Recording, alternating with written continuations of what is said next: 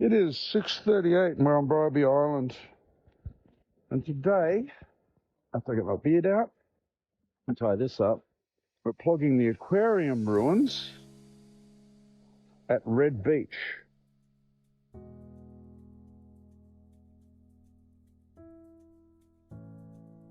Hey again, I'm Trinity Anderson, and if you've been following Plog Vlog, you already know I'm usually here to tell stories while David picks up rubbish. Today, I'll tell you a bit about this ruin before giving some updates about where I am with uncovering Mum's story. We're plogging the ruins of the Bribie Island Aquarium, tucked just off Red Beach Road in Bongaree, on Bribie Island, in Queensland, Australia. Most people don't even know it's here, just crumbling concrete shapes, half swallowed by bush and time. But back in 1962, this was someone's dream. The aquarium was started by Keith Inglis and Bill Stewart, two men with a big idea: to create a marine exhibit that wasn't sterile or synthetic, but built on natural systems. They had 6 tanks, each holding 300 gallons, fed by seawater and filled with local marine life. It was meant to be part of a bigger vision, one that included a kiosk, barbecues, and family visitors learning about mollusks and marine conservation. Oh, it really is ruins. But like a lot of big visions, it didn't last. After about a year, the project was abandoned. And now, here it is. Graffiti-splashed concrete, rusting pipework, and weeds curling through what used to be fish viewing windows. It's beautiful in that eerie, melancholy kind of way. A place where ambition met entropy, where nature is quietly taking it back. Bribie Island itself has a longer memory. Thousands of years ago, this land belonged to Indigenous communities who thrived here. Then came the steamships from Brisbane in the early 20th century, bringing tourists and change.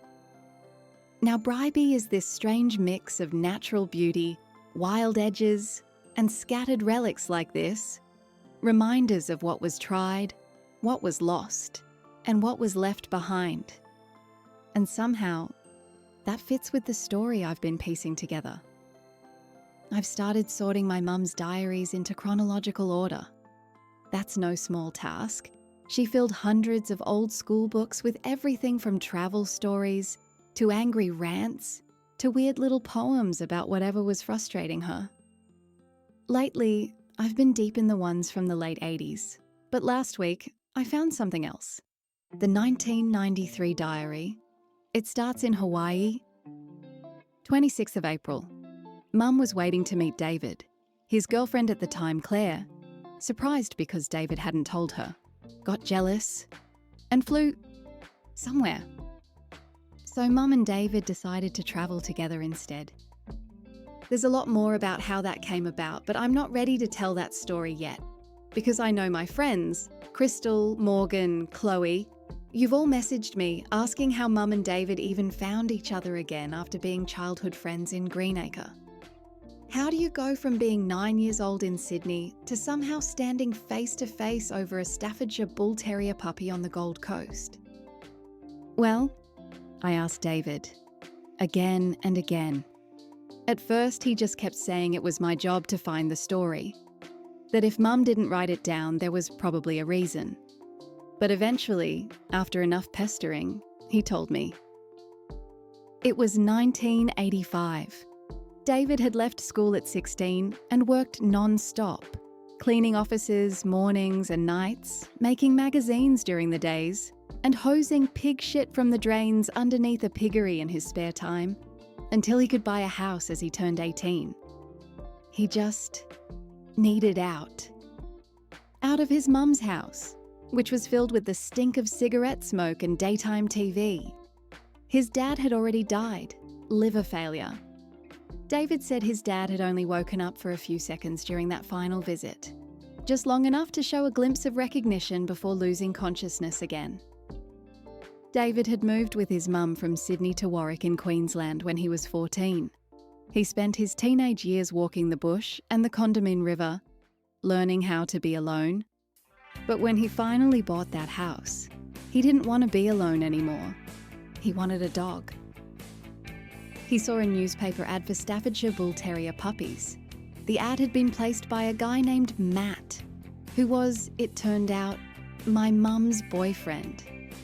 You might remember from the last episode, him and Mum sitting in a beat-up car in Port Macquarie after escaping Sydney. David was working a machinist job at a newspaper, one of those giant, clattering machines that cut and stapled magazines, and the ad caught his eye during lunch. So, he rode his old Honda XL250 motorcycle from Warwick to the Gold Coast to check out the puppies. Matt brought 3 of them out into the front yard. While David was choosing, Mum stepped out from behind the screen door. She'd just glanced out the door disinterestedly and was caught by surprise.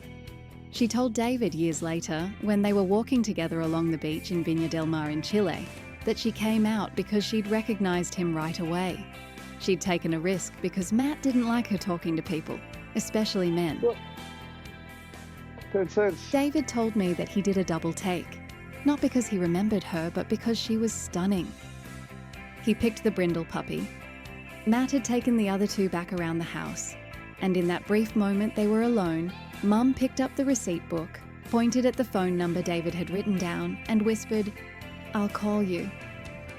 He didn't even have time to ask her name before Matt came back around the side of the house, and Liz turned her gaze towards the puppy snugly nestled in the motorcycle tank bag, its blocky little head poking out like it was the one about to ride the bike 200 kilometres back to Warwick. In his head, along that ride, David named the pup Arnold, and they moved into his new house the very next day. 2 weeks later, the phone rang. David picked up and the voice said, "Hey, it's Liz. Lizzie. I've been calling and calling, you never answer the phone.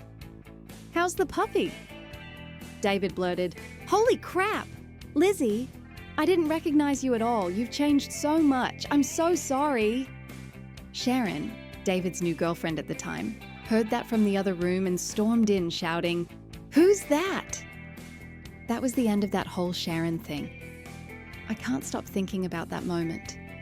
About how a lost connection at 9 turned into a forgotten face at 18, and then back into something alive again through a phone call.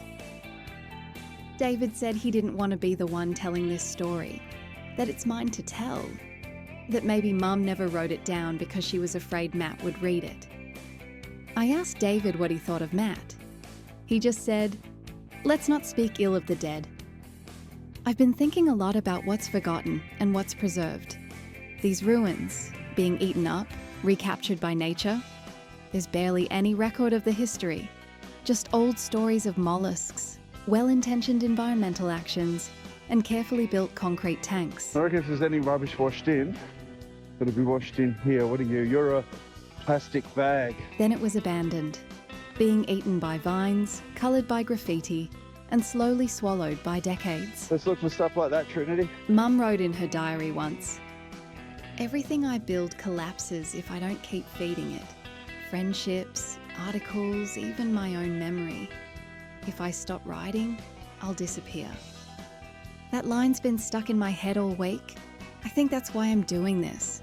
Maybe this whole project, this whole channel, isn't just about cleaning up rubbish. Maybe it's about refusing to let things disappear. Oh, and for those of you wondering, yes, I'm still reading The Return of the King, and yes, I still regret refusing to go with David to plog Mount Doom, or I guess the volcano that played Mount Doom in the Lord of the Rings films. I was still mad at him back then for teasing me on camera in Taupo, but now I'm just annoyed at myself. I'm the one in charge now, but I think he still likes chatting to the camera, even though I mute out most of what he says. One last thing, I can't be on camera. I can't even use my real voice. Partly because I need to protect my identity, because like Mum, I've got a track record of choosing the wrong men. Let's just say, being invisible is safer, for now. But if I've learned anything from Mum's diaries, it's this. You don't have to be visible to be real. You just have to show up. Thanks for showing up today. See you in the next one.